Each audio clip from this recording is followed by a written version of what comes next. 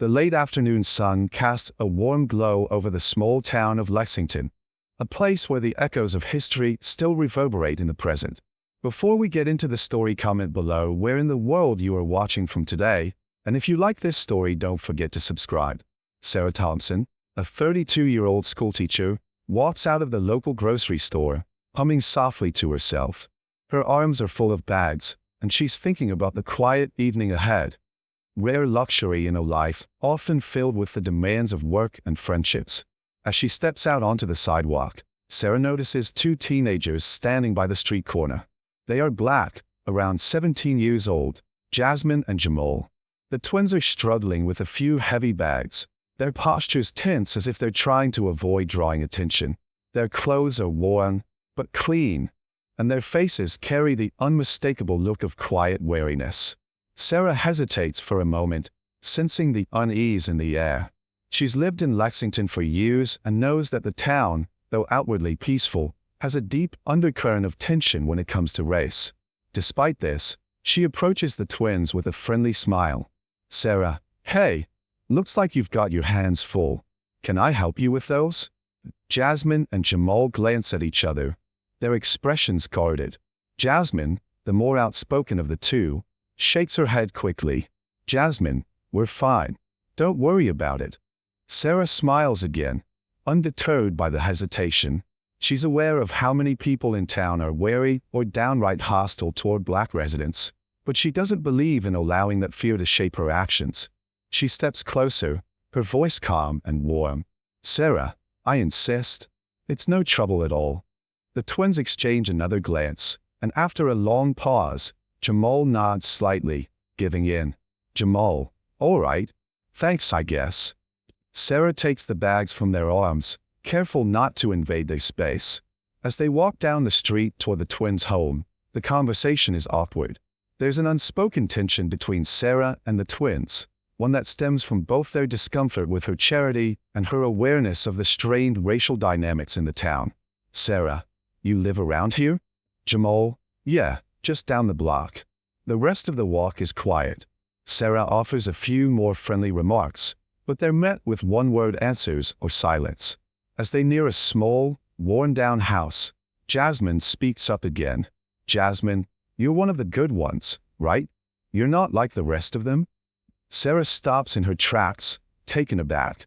She meets Jasmine's eyes, sensing a mixture of curiosity and wariness in the young girl's voice. "Sarah, I just want to help." The twins say nothing further, but Sarah senses that this simple statement is more than enough for them at the moment. They've grown up in a town where people of their skin color are treated as outsiders at best and enemies at worst. Jamal, "Thanks for the help." Jasmine, "Yeah. See you around." Sarah watches them go, standing there for a moment as the weight of their caution lingers. It's not lost on her that the kind of world where an act of kindness is met with suspicion is a world she needs to change.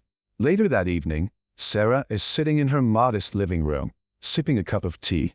The house is cozy, decorated with photos of students she's taught over the years, a few travel mementos, and some artwork she's collected during her time in town. The phone rings, and Sarah picks it up with a soft hello. "Linda, on the phone. So, I hear you've been out helping the twins." Sarah smiles, leaning back against the couch. Sarah, "Yeah, just a little thing. They were struggling with their groceries. Thought I'd lend a hand." Linda, "You don't think that's risky, do you? Helping them? I mean, you know what people say around here." Sarah sighs, knowing where this conversation is headed. Linda, her oldest friend, is a pragmatic person, often more cautious than Sarah, especially when it comes to race relations in Lexington. Sarah, "What do you mean? I helped them. What's the big deal?" Linda, hesitating, "You know how things are in this town. It's not just about being nice. It's about, well, you know, who you're helping." Sarah pauses, reflecting on Linda's words. The truth is, she does know. For all the outward politeness and southern hospitality that Lexington prides itself on, the racial divide here runs deep. The mayor, a man named Richard Callahan, is a powerful figure who plays on people's fears and prejudices to maintain control. And though Sarah has tried to ignore it in her day-to-day life, She knows better than anyone that it's a problem that won't just disappear. Sarah, I know it's not simple, but I'm not just going to stand by. Linda, I get that, but just be careful, okay? People don't like outsiders coming in and changing things. Especially the mayor. Sarah, I'm not trying to change the world, Linda. Just offering a little kindness. There's a silence on the other end of the phone. Linda doesn't speak for a few seconds, and when she does, her voice is softer, almost resigned. Linda, I just don't want you getting hurt. Sarah, I'll be fine. Don't worry. The next morning, Sarah decides to visit Jasmine and Jamal again, this time with a small bag of groceries as a gesture of goodwill. She walks down the street, past rundown houses and unkempt yards, the stares of a few residents lingering on her as she goes. When she reaches their house, she knocks on the door. After a few moments, Carmen, the twins' mother, opens it.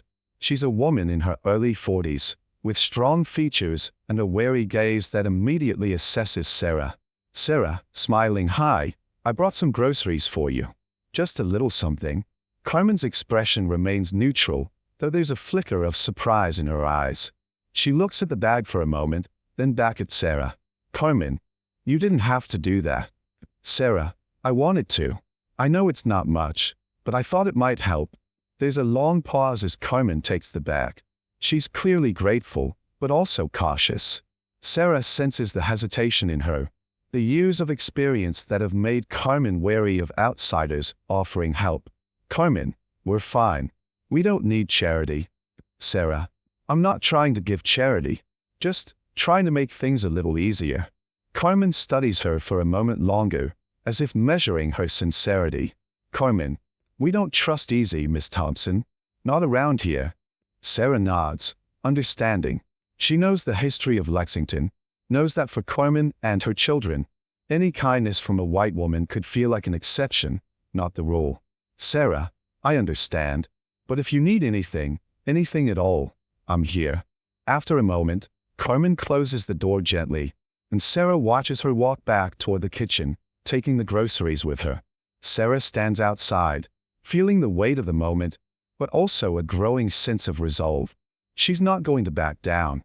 She'll keep trying, even if it means facing the discomfort, the suspicion, and the quiet hostility of the town. Later that afternoon, the mayor's office is filled with tension. Mayor Richard Callahan, a middle-aged man with a well-maintained mustache and an air of quiet authority, sits behind his polished desk. Across from him sits Officer Daniels, a tall man with a stern expression. The two are discussing the events of the past few days, Sarah's interaction with the twins, her visit to their home, and the growing presence of outsiders in town. Mayor Callahan, sipping his coffee. "We can't have people thinking they can just waltz in here and fix things. This town has a history, Officer Daniels. We've worked hard to preserve it." Officer Daniels, nodding, "I'm keeping an eye on her, sir. But there's only so much we can do without causing a scene." Mayor Callahan, "We'll handle it the way we always have. The people of this town are afraid of change, and that's how we keep control. This woman, Sarah Thompson, thinks she can just play the hero. But we'll show her what happens when you get too bold." Sarah arrives at the local high school, hoping to speak with the twins' teachers about the challenges they face in the classroom. She has noticed that Jasmine and Jamal are bright, talented students, but it's clear that the school is not offering them the same opportunities as their white peers. She meets with Mr. Whitaker, an older teacher with a kind demeanor but a weary gaze. He's heard about Sarah's efforts, and while he admires her intentions, he's cautious. "Mr. Whitaker, you're right to be concerned, but don't expect miracles. This system doesn't work the same way for them, Miss Thompson. It's not just about books and grades. It's about everything that comes before and after school." Sarah listens carefully, beginning to understand the layers of injustice the twins face. But she also senses that Mr. Whitaker wants to help, even if he feels powerless against the system. Later that afternoon, Sarah walks through Lexington's town square on her way home. The square is typically a gathering place for locals, farmers, shop owners, and townspeople catching up on the news. Today, however, the atmosphere feels different. The town square is buzzing with whispered conversations, and stares from the townsfolk who notice Sarah walking through. As she passes a group of women gathered outside the local diner, she overhears a snippet of conversation. Janet, whispering to another woman, "I saw her helping those kids. Unbelievable. Does she think she can just play the savior in this town?" Sarah slows her pace, trying to avoid drawing attention, but the conversation escalates. Janet, louder now, turning to Sarah, "You think you're doing something good, don't you? You think you're making a difference by helping them?" Sarah stops in her tracks. The women are now openly staring at her, eyes narrowing with judgment. Janet is the loudest and most aggressive, leaning against the brick wall of the diner with a smug expression. Sarah, calmly, "I was just offering help. They needed it." Janet, snorting, "Oh, I'm sure they do. But you can't fix what's broken in this town by throwing handouts. You'll learn that soon enough." Sarah stands her ground, but her palms start to sweat. She feels the weight of the stares of the people in the square, some amused, some hostile, and others just curious. The tension in the air is palpable. "Sarah, I'm not giving handouts. I'm just trying to be kind." Janet, shaking her head, sneering, "Kindness doesn't change people. You think it'll make a difference? They're not like you. Don't waste your time, sweetheart." Sarah feels the sting of Janet's words, but she refuses to back down. She lifts her chin and turns to leave, ignoring the murmurs of the crowd. As she walks away, she can hear Janet's voice ringing behind her. Janet, shouting, "You'll see, Miss Thompson. You'll see what they really are." Sarah quickens her pace, feeling the weight of the hostility and starting to understand the deeply entrenched prejudices of the town. But she refuses to let fear control her actions. She knows she's doing what's right, and that keeps her moving forward. Later that evening, Sarah sits down with Linda in her living room. Linda has been her closest friend for years, and despite their differing views on many things, Linda has always supported Sarah's determination to do what's right. Tonight, however, Linda is more concerned than ever. Linda, sitting across from Sarah, nervously fidgeting, "I'm really worried about you, Sarah. What happened today in the square? That's just the beginning. People don't want change here. They won't just leave you alone if you keep this up." Sarah rubs her temples, feeling a headache coming on as she recalls the confrontation with Janet and the others. Sarah, quietly, "I know it's not easy, but I can't just walk away. They're not bad kids, Linda. They just need a little help, a little respect." Linda, sighing, frustrated, "You think they're going to thank you for that? You think they won't see you as just another white woman trying to fix things for them? They're used to people doing that, coming in with good intentions, and then disappearing once they've done their part. You're not going to change anything. You can't just waltz in and be the hero here." Sarah, pausing but firm, "I'm not trying to be a hero. I'm trying to make a difference, even if it's just in small ways. You know how bad it is for them. They're smart, Linda. They're not the problem. This town is." Linda stays silent for a moment, processing Sarah's words. There's a part of her that agrees with Sarah's sentiments, but there's also a deep, gnawing fear about the consequences of defying the town's unspoken rules. "Linda, just promise me you'll be careful, okay? Promise me you won't let them drag you down with them." Sarah's heart aches with the weight of Linda's words, but she remains resolute. Sarah, with conviction, "I can't live in a world where people just sit back and do nothing. I won't be silent, Linda. I'm helping them, and I won't stop." The next day, Sarah attends a town meeting at the local community hall. The meeting is usually a forum for discussing town matters, roads, schools, budgets, and the like. But today's topic is different. An increasing number of outsiders have begun offering support to the Black community, including Sarah's involvement with the twins. Sarah enters the community hall, scanning the room. It's packed with people, most of whom are locals. She spots Mayor Callahan at the front, sitting behind a podium. He's a large man, with a polished demeanor and an air of authority that commands attention. At his side is Officer Daniels, his ever-present enforcer. Mayor Callahan, standing at the podium, speaking into the microphone, "Thank you all for coming. As we've seen recently, there's been an influx of help from outside sources. Well-intentioned, but misguided. People think they can change the way things work around here. They can't. Not without consequences. The mayor's voice is smooth and measured, but it's clear that he's speaking to rally the town against perceived outsiders and anyone who supports them. Mayor Callahan. This town has its ways, its traditions, and we don't need anyone coming in and stirring things up. The crowd murmurs in agreement, their faces hardened with disapproval. Sarah feels the weight of their stares, knowing she's one of the few who supports the twins openly.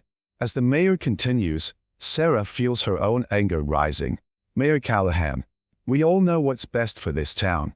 We all know who belongs here and who doesn't. It's about maintaining peace. And these outside influences, well, we can't let them get too comfortable. Officer Daniels, standing in the back, nodding grimly, will keep things under control. No one's coming in here and turning our town upside down. Sarah's heart races. It's clear now that the mayor and Officer Daniels are gearing up for something bigger, something that will challenge anyone who defies the status quo. But before Sarah can make her presence known, one of the townsfolk stands up. Mr. Harper, a local farmer, speaking loudly. I've been thinking about this a lot, Mayor. Maybe it's time we stop pretending nothing needs to change. Maybe it's time we step up and do something, even if it means shaking things up. The room goes silent. Mr. Harper is a respected figure in the town, a man whose voice carries weight. His words are met with both murmurs of support and scorn. Mr. Harper, I don't think these kids need our charity, but they sure as hell need a chance to succeed, to be treated like everyone else. Maybe it's time we give them that chance. Sarah feels a flicker of hope. For the first time, someone is speaking out in favor of change, someone with power. But she knows the mayor won't let this stand. Mayor Callahan, raising his hand, quieting the room. We will not have this. Mr. Harper, I respect your opinions, but this town is not a place for grand ideals. We've built this community on hard work, not on people coming in and changing everything. I urge all of you to think carefully before you act. The crowd falls silent. The tension in the room is palpable. Some nod in agreement with the mayor, while others, like Mr. Harper, look uncomfortable. Sarah looks around the room, seeing the division. She feels the walls closing in, but she stands tall. She knows the road ahead will be hard, but she's prepared for it. As the meeting ends, Sarah's thoughts race. It's clear that the forces working against her, and against Jasmine and Jamal, are far stronger than she initially thought. The mayor's grip on the town is formidable, but there's something Sarah hasn't forgotten. The simple fact that people, even in small ways, are starting to question the status quo. For the first time in a long while, Sarah feels a spark of hope. Change might be possible. It might take time, but it's worth fighting for. The morning after the tense town meeting, Sarah arrives at her school, trying to shake off the weight of the previous evening's events. As she enters the classroom, she's greeted by her students, mostly white, who are busy settling into their seats. She's teaching social studies today, but the lesson plan feels irrelevant in light of the turmoil brewing in her mind. Her thoughts keep drifting back to the twins and the increasingly hostile atmosphere in town. As she begins her lecture, Sarah notices Jasmine and Jamal sitting at the back of the class. Their faces are tired, their postures slouched, and it's clear something is weighing heavily on them. Jasmine meets Sarah's gaze briefly, offering a small, polite smile before looking away. Sarah, forcing a smile, trying to focus, today we're discussing the civil rights movement. It's important to understand the struggles of the past if we want to make sense of the struggles of today. As she talks about the history of racial injustice, Sarah can't help but feel a growing unease. The words seem so hollow in a town like Lexington, where prejudice is still alive and well. She notices Jasmine's expression harden as she listens, her arms crossed over her chest. Sarah, to the class, but directed at Jasmine and Jamal, injustice isn't something that's confined to the past. It's something that can exist in any society. We have a responsibility to confront it, wherever it's found. Jasmine looks up at Sarah, her eyes sharp, her voice low but firm. Jasmine, under her breath, but loud enough for Sarah to hear. You can't change it, Miss Thompson. You're just talking about it. That's not going to fix anything. The words hit Sarah harder than she expected. and she falters for a moment before regaining her composure. The class is silent, all eyes on her. She struggles to find the right response but knows Jasmine's skepticism is well-founded. She can feel the deep divide between what she believes and what Jasmine and Jamal have come to accept as their reality. Sarah, gently, I don't think talking about it is enough, but I do think we can do something. It takes more than just words. It takes action. Later that day, Sarah meets Linda at the local cafe. The cafe is a small, cozy establishment that's one of the few neutral spaces in town. It's a rare spot where people of different backgrounds can meet without too much tension. But even here, Sarah feels the strain of the environment. The weight of the town's divisions presses on her as she sits across from Linda, who's looking concerned. Linda, shifting uncomfortably in her seat. You heard what the mayor said last night, right? And that guy, Mr. Harper, he's not gonna last long if he keeps going against the grain. People are getting upset. Sarah, sighing, stirring her coffee, I know. It's getting worse. But I can't just back down, Linda. I won't. I can't just pretend things are fine when I know they're not. Linda, shaking her head, I get it. But this isn't just about you. You're putting yourself at risk. These people, especially the mayor, they'll make you regret it if you don't play by their rules. Sarah takes a deep breath, frustrated by Linda's reluctance. She knows Linda is just trying to protect her, but it feels like she's losing support from the one person who has always had her back. Sarah, if we don't challenge it, nothing will change. Do you think things are fine as they are? The kids at the school, the way they're treated, nothing's changing if we don't do something. Linda, softening, I just don't want to see you get hurt. Sarah, gently, I won't let that stop me. The next day, Sarah walks into the local grocery store. She's gathering supplies for an upcoming community project aimed at helping the underprivileged, including the twins. As she picks up some cans, she notices a familiar face. Janet from the diner. Janet is standing at the checkout counter, speaking loudly to the cashier. Janet, pointing towards Sarah. Did you hear about the lady trying to save those black kids? Can you believe it? Does she really think she can change this town? Sarah feels her stomach drop. The comment isn't just a casual remark. It's meant to provoke, to make her feel out of place. She knows the store is a microcosm of the town's larger attitude. It's not just a few people talking. It's the whole town turning against her.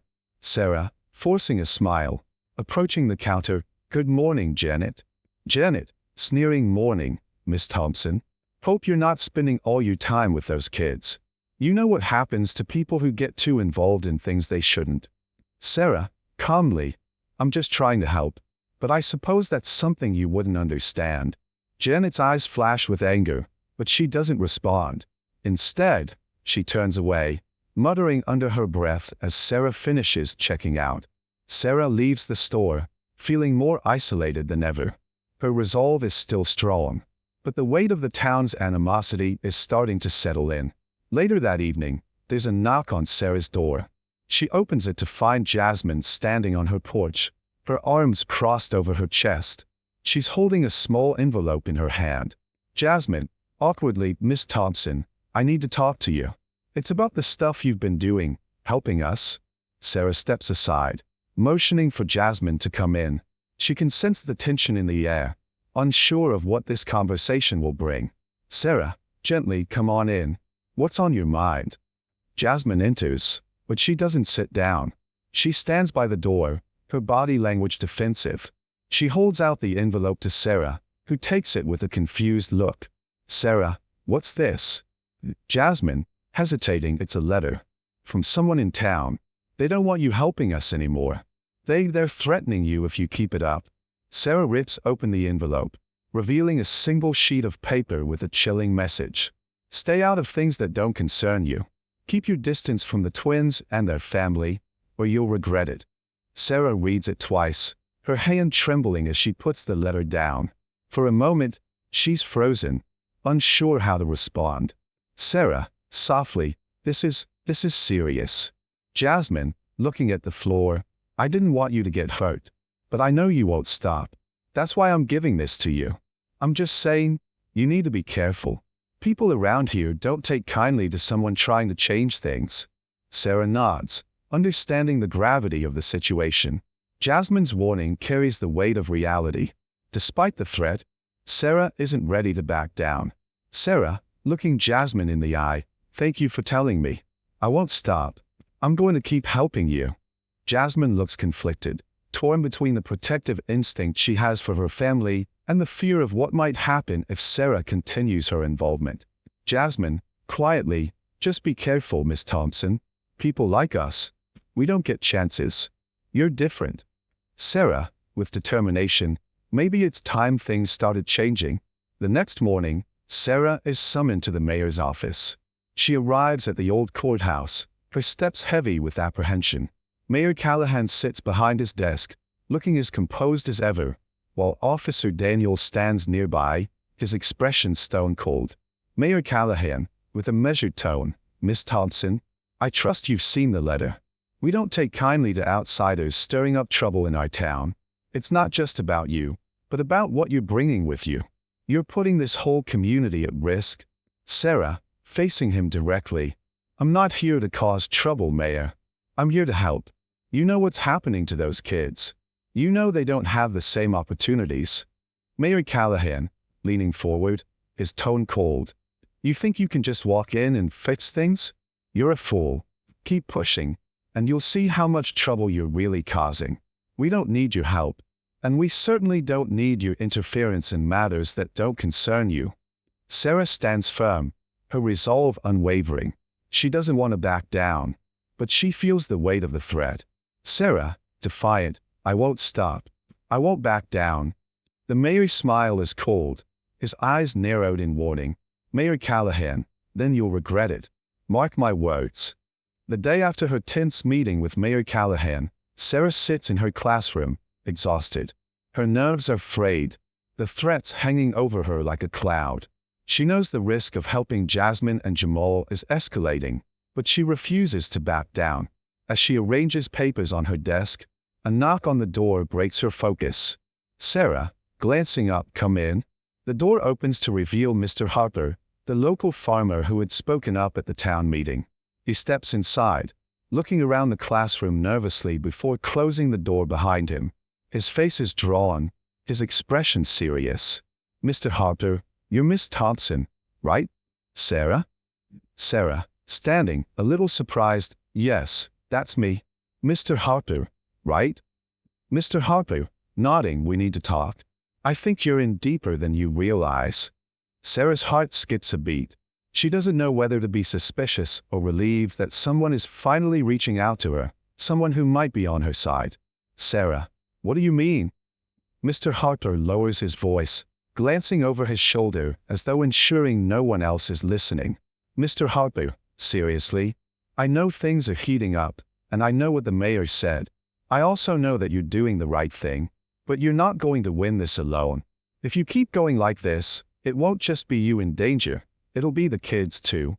Sarah, quietly, "I don't care about the danger. I can handle it. What I care about is them, the twins. They deserve more than what this town's giving them." "Mr. Harper, I agree, and I want to help. But you need to be careful who you trust, Sarah. People in this town, they'll say one thing to your face and something else behind your back. It's not just about the mayor. There are other players involved." Sarah stands still for a moment, processing Mr. Harper's words. Her instincts tell her he's genuine, but she can't help but feel a deep sense of caution. The stakes are higher than she thought, and now she realizes she can't do it alone. Sarah, nodding, "Thank you. I don't know what you can do, but I appreciate the support." "Mr. Harper, I've got a few ideas. I'm not saying it'll be easy, but if we stand together, maybe we can make a difference." As Mr. Harper leaves, Sarah watches him walk away, uncertain but grateful. She knows now that the road ahead is going to get much tougher. Later that afternoon, Sarah decides to visit Jasmine and Jamal at their home. She feels she owes it to them to check in, especially after the threat they've received. The twins live in a small, modest house at the edge of town. It's quiet here, away from the prying eyes of the town square, but the tension in the air is palpable. Sarah knocks on the door, and after a moment, Jasmine opens it. She looks a bit surprised but quickly softens when she sees who it is. Jasmine, hesitant, Miss Thompson, what are you doing here? Sarah, smiling gently, I just wanted to check on you both. See how you're doing. Jamal appears behind Jasmine, his expression wary but polite. Sarah can see the strain in their eyes. They've been living under a constant weight of fear and hostility, and Sarah knows they're not used to someone actually caring for them, not without strings attached. Sarah, I got a letter. Someone in town is trying to scare me away. I wanted to tell you that I'm not going anywhere. Not without you. Jamal, gruffly, you should be careful, Miss Thompson. This town, it's not like other places. People here don't forget easily. They'll come after you if they think you're a threat. Sarah looks at both of them, her heart heavy. She can see the protective instinct in Jamal and the weariness in Jasmine's eyes.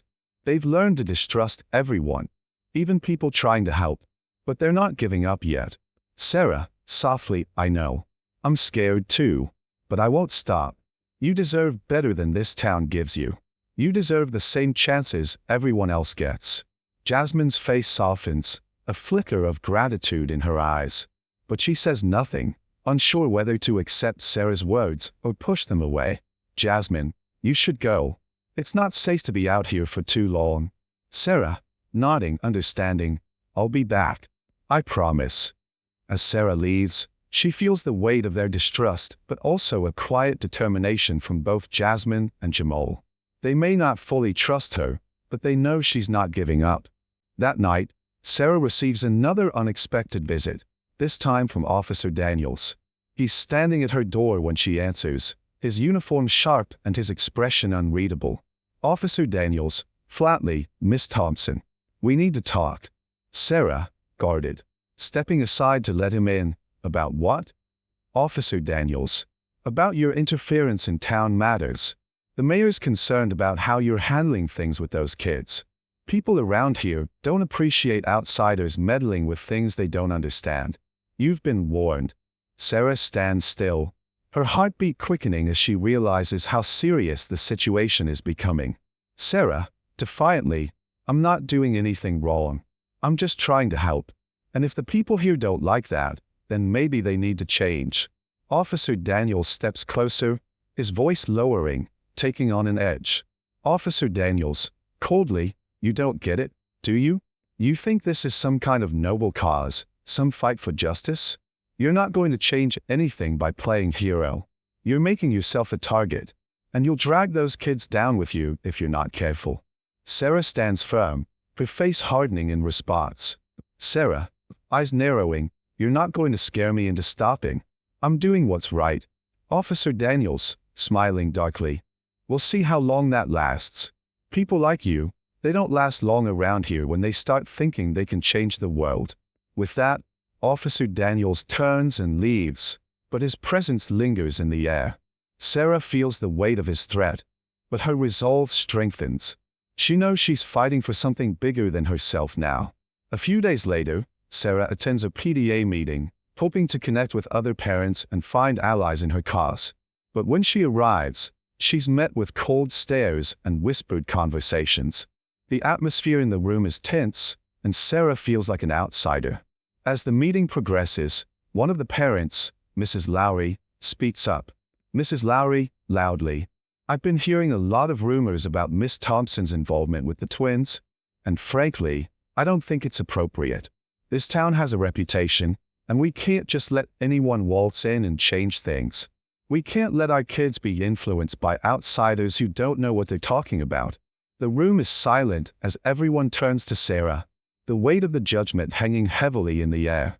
Sarah, standing, her voice shaking but firm. I'm not here to change the town's history. I'm here to give these kids a chance. They deserve the same opportunities as everyone else. It's time this town started looking at people for who they are, not where they come from. Mrs. Lowry, snarling, you're naive if you think that's ever going to happen. People like them don't belong here. The room erupts into murmurs of agreement. Sarah's heart sinks, but she refuses to show weakness. She stands her ground, even as the pressure to leave becomes more palpable. Later that evening, Sarah receives a phone call from Linda. Her voice is urgent. Linda, panicking Sarah, you need to leave town. Now. Things are getting worse. People are getting violent. Sarah, shocked. What do you mean? What's going on? Linda, there's talk of a protest at the school tomorrow. It's not just words anymore. People are planning something.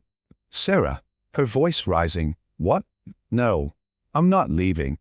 Linda, you're not going to win this fight if you keep putting yourself out there. Please, just think about it. But Sarah's resolve is already set. She knows the risk, but she's not walking away now. Tomorrow, everything will change. The day after Sarah receives the warning from Linda, the atmosphere in Lexington grows increasingly tense.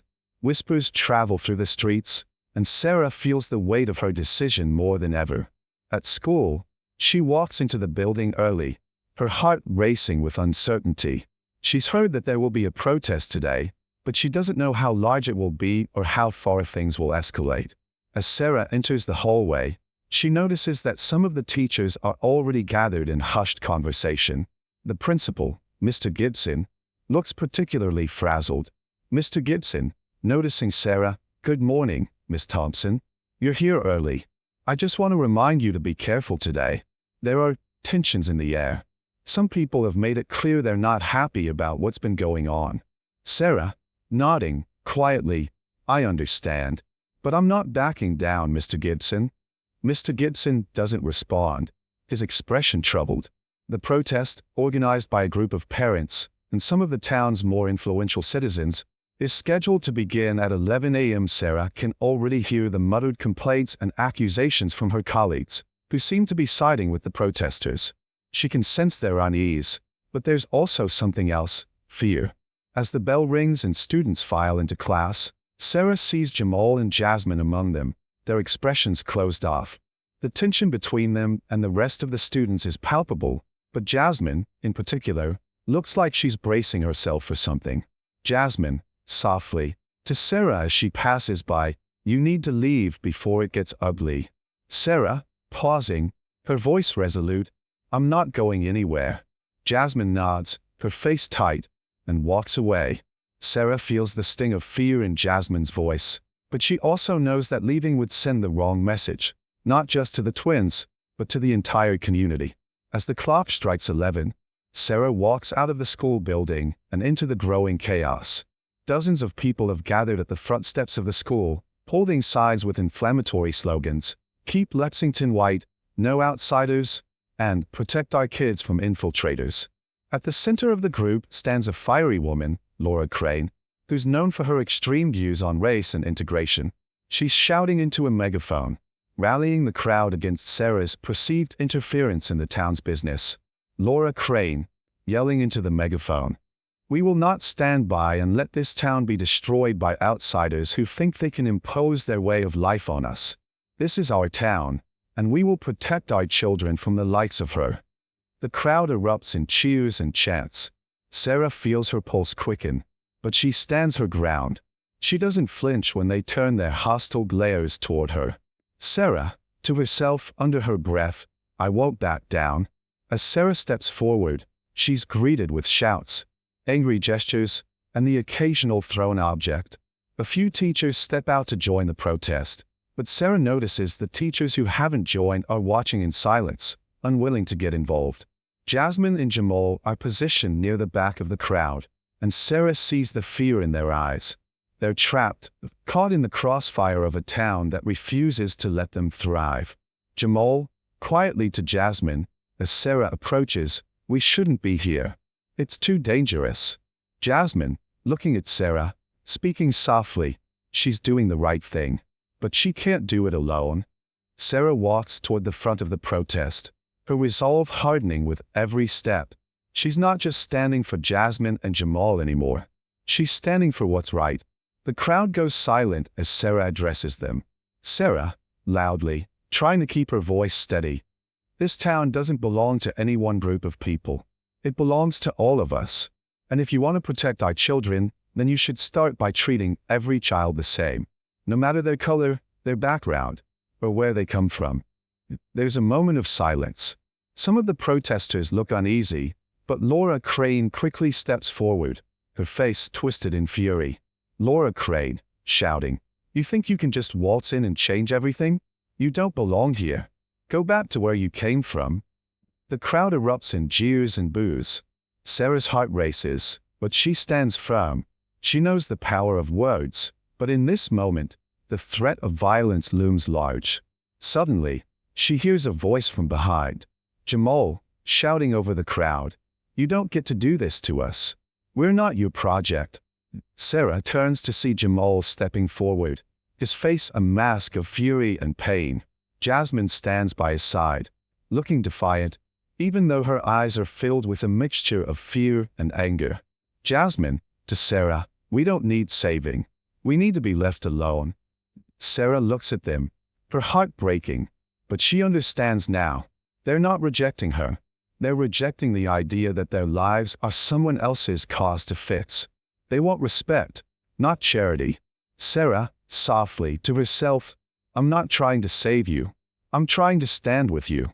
As the protest continues, a group of young men from the town begins to march toward the school, their faces set with angry determination. They're clearly looking for a confrontation. One of them, Paul, an intimidating figure in his early 20s, steps to the front, shouting at Sarah. Paul, yelling, "You're a traitor to your own kind. You think you're better than us? You're just another outsider trying to tell us what to do." Sarah takes a deep breath, knowing this could spiral out of control. She looks over at Jamal and Jasmine, who have stepped back, clearly aware of how dangerous the situation is becoming. Sarah, to Paul, trying to stay calm, "This is not about being better than anyone. This is about giving everyone a fair chance. The children in this town deserve better than the hate you're spreading." But Paul and the other men are looking for a fight. He suddenly lunges toward Sarah, but before anyone can react, one of the teachers, Mr. Robinson, steps in, placing himself between Sarah and the group of men. Mr. Robinson, firmly, "That's enough. We're not going to let this escalate into violence." The tension is palpable. Paul shoves Mr. Robinson aside, but another teacher, Mrs. Jensen, grabs his arm, holding him back. The crowd is becoming more unruly, the chants growing louder. Sarah knows she has to act fast, or this will get out of hand. Amidst the chaos, Sarah suddenly hears sirens in the distance. The police are arriving. It's unclear whether they're there to restore order or to escalate the situation. The protesters begin to scatter, some taking their signs down and leaving, while others shout at the approaching officers. Sarah, her heart still pounding, turns toward the twins. She catches their eyes, and this time, instead of the anger or skepticism she's seen before, there's a small flicker of something else, understanding. Jasmine, quietly, to Sarah, "Thank you. But this isn't over. You've made a stand. But the fight's just beginning." Sarah nods, feeling the weight of their words. She's made a stand today. But the real work, the real struggle, is just beginning. That night, as Sarah returns to her apartment, Linda is waiting for her, looking worried but relieved to see her safe. Sarah knows it's time to face the consequences of what she's done. Linda, rushing over, "I saw the news. That protest, that could have gone a lot worse. You need to be careful, Sarah. You've got people here who want you gone." Sarah, sitting down, exhausted, "I know, but I can't stop now. I won't." Linda sits beside her, placing a hand on her shoulder, a gesture of solidarity. "Linda, you've already made a lot of enemies, but you've also shown them something they haven't seen before. You've shown them what courage looks like." The morning after the protest, the atmosphere in town is thick with anger and fear. News of the school protest spreads like wildfire, and the town is divided. People whisper behind closed doors, avoiding eye contact with Sarah in the streets, while others express their anger outright. At the school, Sarah arrives early to prepare for her lesson, but she's stopped by Mr. Gibson before she can even reach her classroom. Mr. Gibson, quietly, with a look of concern, "Sarah, we need to talk. The board is meeting today. They're discussing your future here." Sarah's heart sinks. She's been expecting this, but the reality is still a punch to the gut. Sarah, nodding, "I understand. Mr. Gibson." sighing, reluctant. Listen, I know things are tense, and I know you're doing what you believe is right, but some of the board members don't see it that way. They're concerned about the safety of the students, and your involvement with Jasmine and Jamal has put the school in the crossfire. You may be facing disciplinary action. Sarah stands still, her mind racing. This is it, the moment she's been fearing. She's not just fighting a town. She's fighting the very system she works for. Sarah, firmly, without hesitation, if they want to fire me, then so be it. But I won't stop helping those kids. Before Mr. Gibson can respond, one of the teachers, Ms. Lopez, enters the hallway. She's younger, less entrenched in the town's ways, and has been one of the few staff members to show any support for Sarah's efforts. She gives Sarah a quick, discreet nod. Ms. Lopez, whispering, "Don't let them intimidate you. We're with you." Sarah's heart lifts for a moment, but she knows the battle is just beginning. Later that afternoon, Sarah is summoned to the school board meeting. She walks into the room, her heart pounding. There are several members present, including a few who've been openly hostile toward her efforts. The tension in the air is thick, and as Sarah takes a seat at the table, she's met with cold, scrutinizing glares. "Board Chair, Mrs. Hull, Miss Thompson, we've called you here to discuss your recent actions in the town and at the school. Your behavior has raised concerns, and we must decide how to move forward." Sarah looks around the table at the faces of the board members, their expressions stony. Mrs. Hull, the chair, is a hard woman in her late 50s, with a reputation for being unyielding. Mrs. Hull, coldly, "There's been an overwhelming reaction from the community. The protest at the school, the involvement of students in the matter. This is not acceptable. We cannot allow personal beliefs to interfere with the welfare of our children or the integrity of the school." Sarah's hands grip the edge of the table, but she doesn't back down. "Sarah, calm but resolute, my responsibility as a teacher is to my students. All of them. If standing up for Jasmine and Jamal, if standing against prejudice, if giving them a chance to thrive in this community makes me a threat, then I'll accept whatever consequences come my way. But I won't apologize for doing what's right." For a moment, there's silence in the room. A few board members exchange looks, and Mrs. Hull narrows her eyes at Sarah, but before anyone can respond, another voice interrupts. Ms. Lopez, speaking up with surprising authority, "I'd like to add something if I may. I've been teaching here for several years, and I've seen Miss Thompson's dedication firsthand.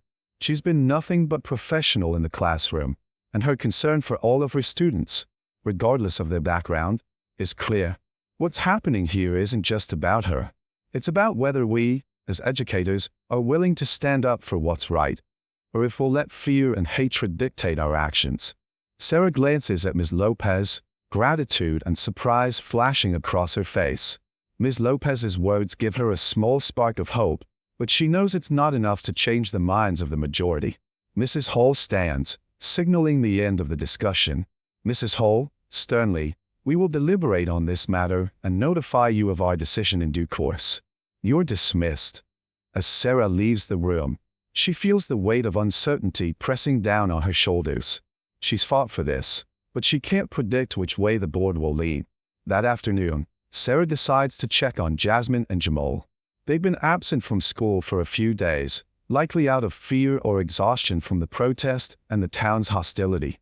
When she arrives at their house, she's greeted by Jamal at the door, his expression guarded. "Jamal," softly, she's inside. "You should talk to her. She's been different since the protest." Sarah steps inside, finding Jasmine sitting at the kitchen table, staring out the window. The house is quiet, but the air is heavy with the unspoken. "Sarah," gently, "Jasmine, hey, how are you doing?" Jasmine doesn't immediately respond. She just looks at Sarah for a long moment, as if measuring her. "Jasmine," quietly, "you didn't have to do this. You didn't have to put yourself in danger for us. You don't know what it's like here." Sarah, sitting down, her voice soft, "I know it's hard, and I know you're scared, but I'm not going anywhere, Jasmine. I can't just stand by when I see what's happening to you and Jamal. I don't care what anyone else says. I'm not leaving." Jasmine looks away, the weight of her thoughts clearly pulling at her. There's a long silence, then she finally speaks. Jasmine, with a small, bitter smile. You think you're the first person to try and change things? People come, people leave. They all think they can make a difference. But they don't. They can't. People here don't change. It's not that easy. Sarah, with quiet conviction, I'm not here to change the town in one day, Jasmine, but I am here for you. If that means standing up, taking the heat, or losing everything, I'll do it. You don't have to do this alone. For the first time, Jasmine's guard falters. Her eyes soften, and a mixture of hope and resignation flickers across her face. Jasmine, after a long pause, I don't know if I believe that, but I think I want to. The moment is fragile, but Sarah sees the seed of trust beginning to take root. It's a small victory, but one that could be the start of something bigger. Later that evening, Sarah walks through town, her thoughts heavy with everything she's just experienced. As she passes by the town square, she notices a group of townsfolk gathered around a cafe, their voices rising in anger as they talk about the events at the school. Their words are filled with hatred, and she feels the weight of their animosity pressing down on her. She hears the mayor's name being thrown around, and then she hears something that sends a chill through her. Man at the table, loudly, we need to do something about her. About that teacher. She's a threat to everything we stand for. If we let this go on, we're all gonna regret it. Sarah freezes. She doesn't need to hear more. The danger she's been facing is no longer abstract. It's real, and it's closing in on her. That night, as Sarah sits alone in her apartment, she receives a call from Linda. Linda, urgently. Sarah, listen. I heard from a few people. There's a meeting tomorrow. The mayor's calling for action. You need to be prepared. Things are about to get worse. Sarah stands, pacing the room, her mind racing. She's been warned before, but this feels different. She's at a crossroads. Does she stay and keep fighting, knowing the town's resistance will only grow? Or does she leave and save herself, leaving the twins to fend for themselves? Sarah, quietly to herself, I'm not leaving. Not now. She makes her decision. She knows the fight ahead will be harder than ever, but she can't turn back. Not now. The next morning, the tension in town is palpable. News of the school board's meeting and the protest has spread, and more than ever, Sarah feels the weight of her choices. She's been getting anonymous phone calls at all hours, some threatening, others simply harassing her. On top of this, the local newspaper has published an editorial criticizing her involvement with the twins, calling her actions reckless and dangerous. The hate is spreading like wildfire. As Sarah walks through the school's parking lot, she notices a group of parents gathered by the entrance, whispering amongst themselves. They spot her, and a few mutter under their breath as she approaches. The hostility in their eyes is clear, but she doesn't flinch. Sarah, to herself, quietly, it's only getting worse. Inside, as Sarah enters her classroom, she is greeted by a strange silence.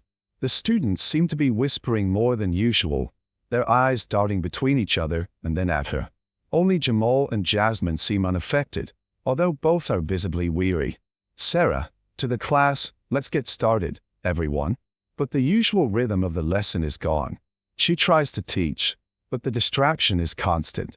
Some students are clearly not paying attention, others giving her nervous glances.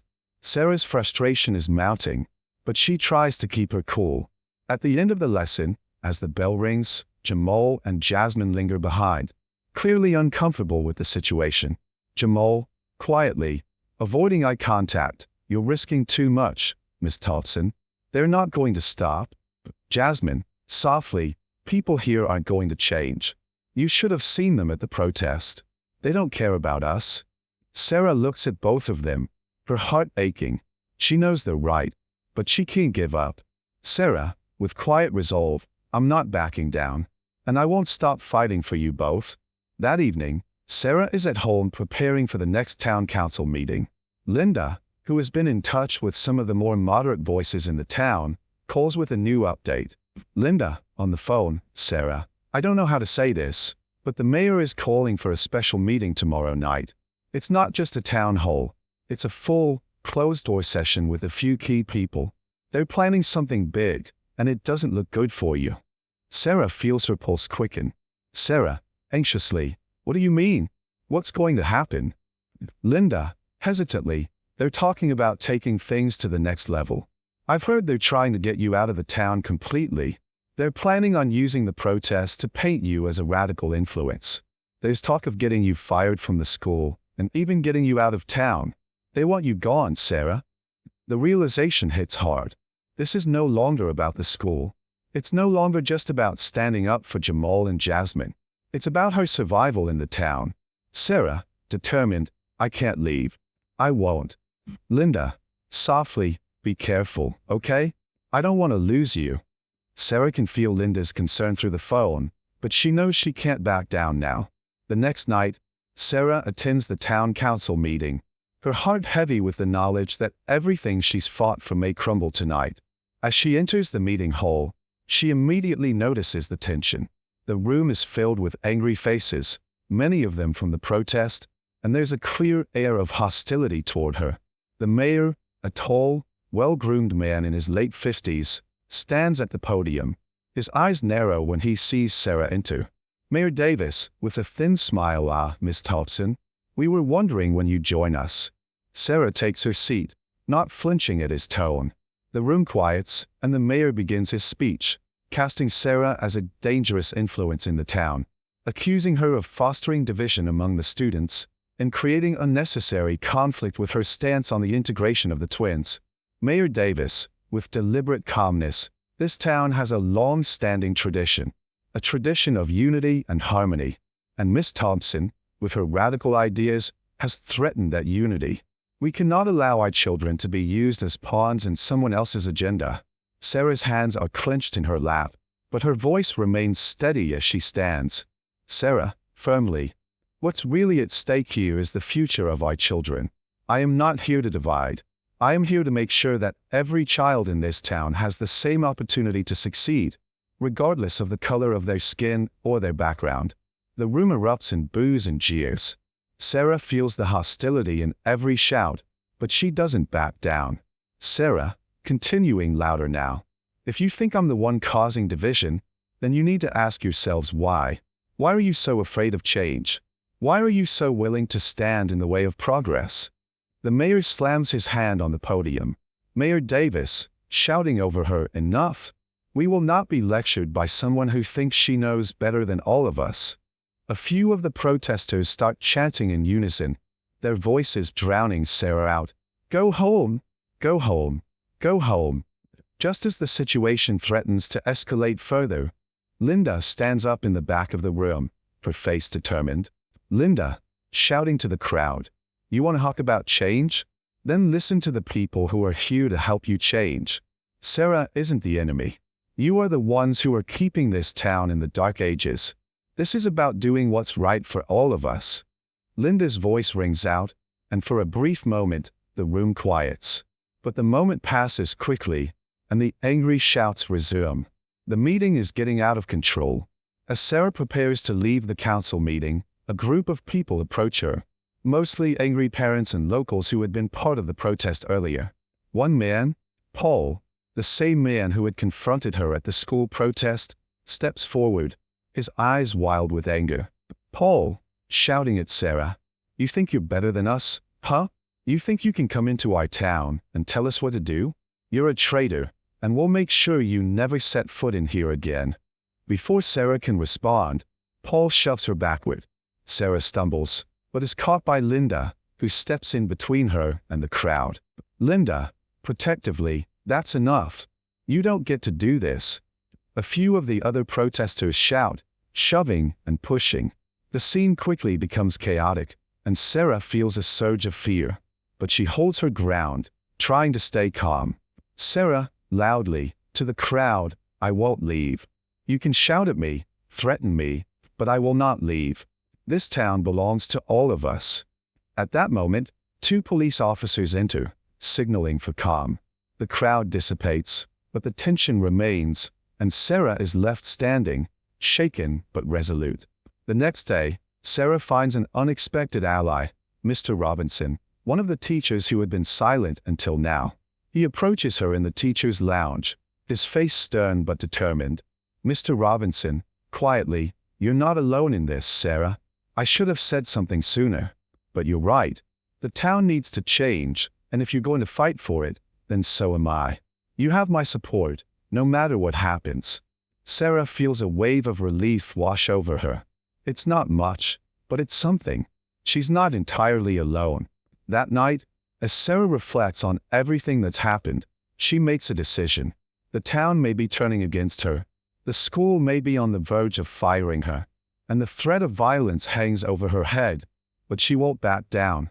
She will stand firm in her conviction, no matter the cost. Sarah, to herself, softly, "I'm not leaving. Not now. Not ever." Her decision is made. The fight for justice in Lexington will go on, whether the town is ready for it or not. The day after the town council meeting, the air is thick with tension. Sarah arrives at the school to find a hostile, almost suffocating atmosphere. As she walks down the hallway, she notices students staring at her, some with judgment in their eyes, others clearly whispering behind her back. The few who have shown her support are keeping their distance, unwilling to draw more attention to themselves. As Sarah walks into her classroom, she's met with an empty space. The students are already seated, but the usual vibrancy is gone. Instead, a heavy silence hangs in the room. Sarah, to the class, trying to break the ice, "Good morning, everyone." But the students offer nothing more than a few murmurs in response. It's clear they've been affected by the town's growing hostility. They're afraid of their parents, of their community, and of being associated with Sarah. Jamal and Jasmine are absent today. Sarah's heart sinks as she wonders whether their parents have decided to keep them home, fearing for their safety. During the lunch break, Sarah heads to the teacher's lounge. As she enters, she notices the uncomfortable silence. Some teachers avoid making eye contact, while others openly talk behind her back, too loudly for her to ignore. Teacher 1, whispering, "She should have known better than to stir things up like this. She's putting the kids in danger." Teacher 2, nodding, "Exactly. I'm all for fairness, but this is out of hand." She doesn't understand how deep the divide runs around here.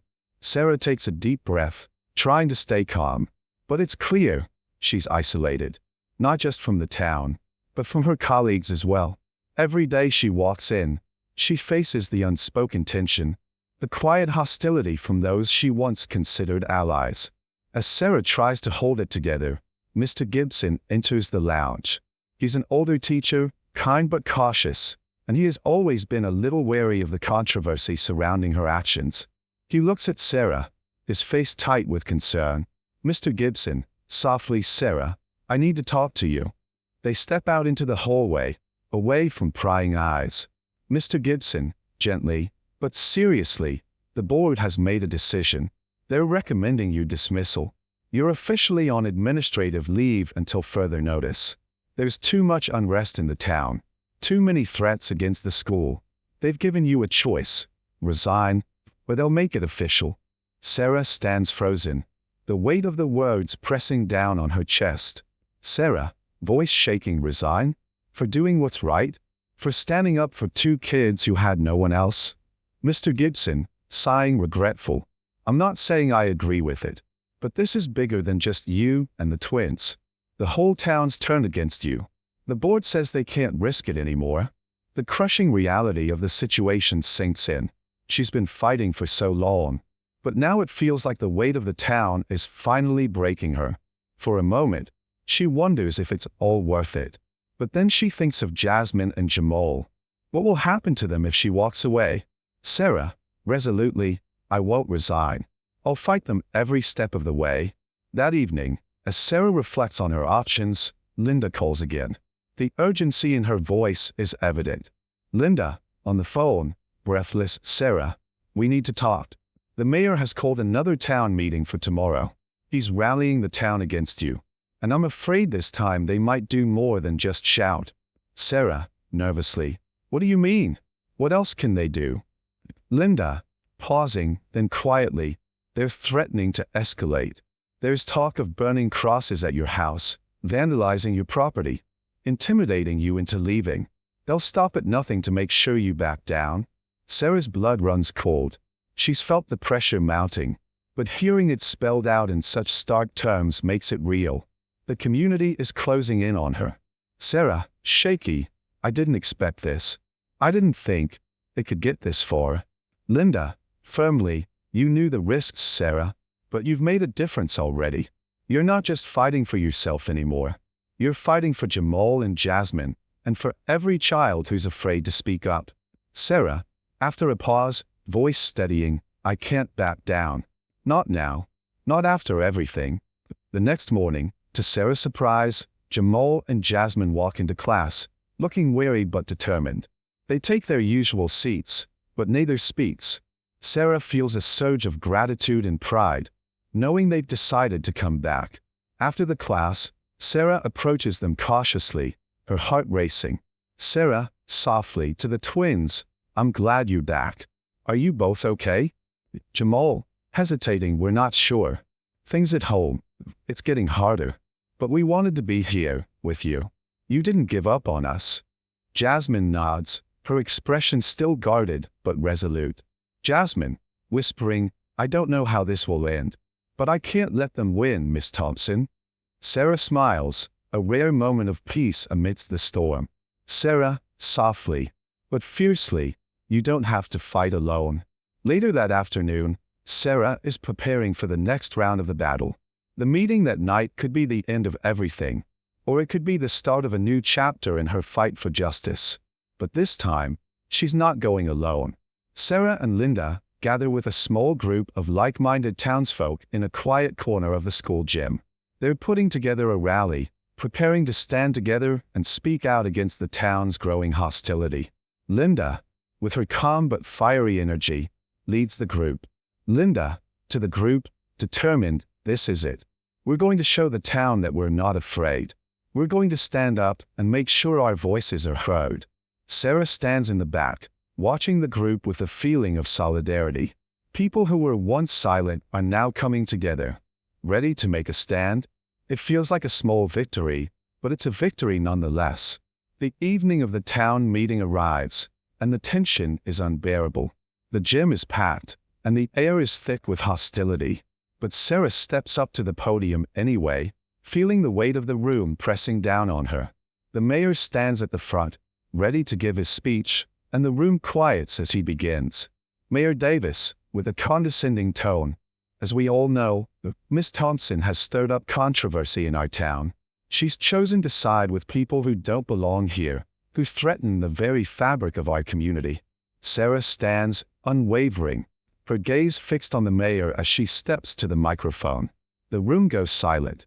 Sarah, loudly with conviction, I didn't come here to destroy this town. I came here to teach, to make sure every child, regardless of where they come from or what they look like, has a chance to be heard, to be seen, and to succeed. And I won't back down. A few voices from the back begin to cheer. Others try to shout her down, but Sarah's voice rises above them. Sarah, passionately, you can try to silence me, but you can't silence what's right. You can't erase the truth. I will not leave, and I will not stop fighting for what's right. For the first time in a long while, Sarah feels the weight of the room shift. The crowd's anger is palpable, but there's something else, something faint, beginning to stir in the background. Maybe it's fear, maybe it's doubt, but whatever it is, Sarah knows she's made her mark. The town meeting drags on, but the mood in the room has changed. Some people still jeer, but others are listening. By the time the vote is called, the outcome is still uncertain. Sarah has fought for her right to remain in Lexington, but the struggle is far from over. As the vote is taken, it's clear that Sarah has managed to rally enough support. The board is divided, but in the end, it's a tie. The mayor's push to have her fired is blocked, but the victory is bittersweet. The town is still fractured. Sarah knows that change won't come easily, but it's a step forward. The meeting adjourns, and Sarah walks out of the gym, her heart heavy but her resolve unbroken. She finds Jamal and Jasmine waiting outside. They've been there, witnessing the tumult, but they're both smiling. Jamal, grinning, you did it, Miss Thompson. You stood your ground. Jasmine, softly. We're not giving up, right? Sarah, smiling, tearful, no. Not ever. Together, they walk into the uncertain night, ready to face whatever comes next. The road ahead is long and difficult, but Sarah knows one thing for certain. She's not walking it alone. The following weeks are filled with a mix of relief and tension. While Sarah's victory at the town meeting stopped the immediate threat to her career, the fight for the future of Lexington is far from over. The town is fractured, and although some support Sarah's stand for justice, others have become more entrenched in their opposition. Sarah meets with a group of parents and teachers who are committed to standing up against the rising tide of hatred. Among them are Linda, Mr. Gibson, and a few other courageous individuals who want change but are afraid of the personal cost. They've set up a small community meeting to discuss how they can begin to heal the town and take concrete steps toward change. The group meets in the back room of a small church, where Sarah takes the lead in organizing their first real action. A community event that would bring together families from all backgrounds. Sarah, passionately, we can't just wait for things to get better on their own. We need to show the rest of this town that unity is possible. We need to put on an event, something that brings people together, something they can't ignore. Linda, nodding a fair. A potluck dinner, live music, games for the kids. We'll invite everyone, black, white, Latino, whoever. We'll let them see that there's more to Lexington than the hatred and division. Mr. Gibson, pensively, we'll need to get permission from the city council. But I think if we have a good turnout, it might help shift some perspectives. Sarah, resolutely, we'll get it. We'll show them what we're really about. Over the next few weeks, Sarah, Linda, Mr. Gibson, and others work tirelessly to organize the event. They face constant pushback, especially from people who feel threatened by the idea of uniting the town. A few anonymous threats are made, but they press on. Sarah knows the road ahead will not be easy. Still, she draws strength from Jamal and Jasmine, who are more determined than ever to help lead the change, despite the constant hostility they face at school. As Sarah plans the event, she receives an unexpected phone call from Carla, a local businesswoman who has been a quiet supporter from the start. Carla owns a small cafe in town and had been initially wary of Sarah's efforts, but seeing her perseverance and the way she's touched the hearts of those who have been silent, Carla decides to throw her support behind the cause. Carla, on the phone, enthusiastic, Sarah, I want to help. I've been thinking a lot about everything that's happened. I may not have said anything before, but I'm with you now. I want to sponsor part of the event and help get the word out.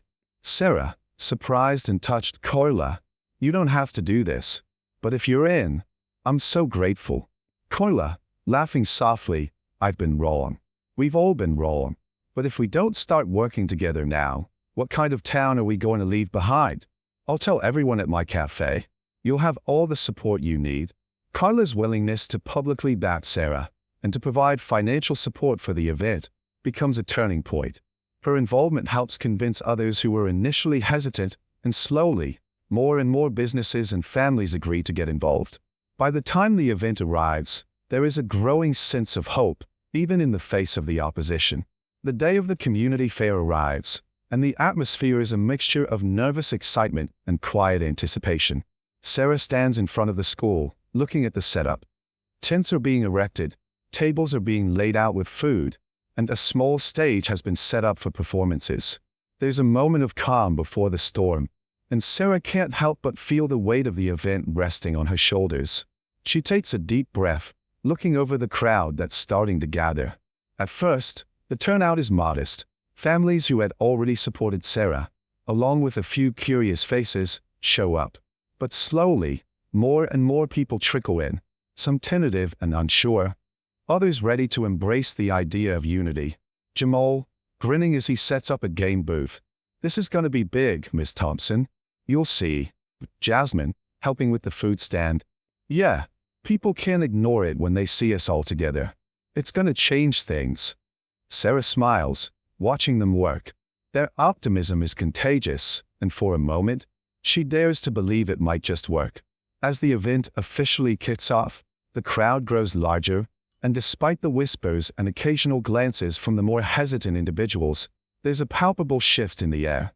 Children run around, playing games with each other, and the food lines grow longer as people begin to socialize. For the first time in months, Sarah feels like there's a glimmer of possibility, a hope that maybe, just maybe, the town could come together. Later in the afternoon, Sarah finds herself talking to some of the parents who had been outspoken against her at the beginning. They seem reluctant at first, standing at the sidelines, but the shared experience of the event starts to break down their walls.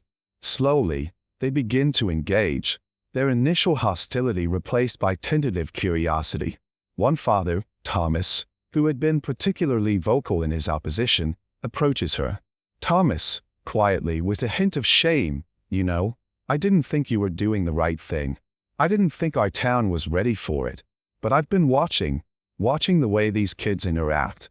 They don't see color the way we do. They see each other as friends."